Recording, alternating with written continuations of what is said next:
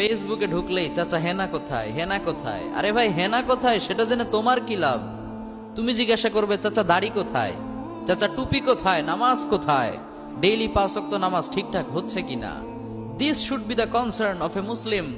আরে ভাই একটা হেনা গিয়েছে তো কি হয়েছে, বিয়ের সময় আল্লাহ আরেকটা হেনার ব্যবস্থা করে। চাচা বাড়ি ঘর তো সাজানো কেন, হেনা কোথায়? একদিন সময় আসবে তোমার জীবনে হয়তো তুমি এসে বলবা চাচা বাড়ি ঘর তো সাজানো কেন, হেনা কোথায়? আর চাচা বলবে বাবা হেনার তো বিয়ে হয়ে গেছে, তুমি বাস খাও, তুমি গাঞ্জা খেয়ে ঘুরে বেড়াও। চাচা হেনা কোথায়?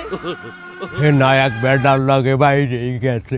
লম্বা বুঝাও আমারে, মাউয়ার পহলে বাড়ি ঘর তো সাজানো গোছানো কেন?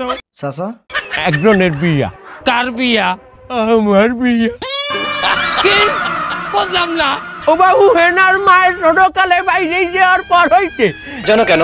হেনার জন্য আমি তো বিবাহ করতে পারি নাই। আজ হেনা বাইরেই গেছে, আমি তো মুক্ত। এর জন্য আমি আজ বিবাহ করতে আসি। হেনা কোথায়? পরিয়া তোরা বিয়ে হবে কেডা? হেনা যে পোলার লাগে বাইরেই গেছে, আর মায়েরে আমি আবার ভাগাই আনছি। মানে উঠবি চোট নিলাম, তুই আমার মাইয়ে ভাগাই লই যাবি, তোর মায়েরে আমি বিয়ে হলমু।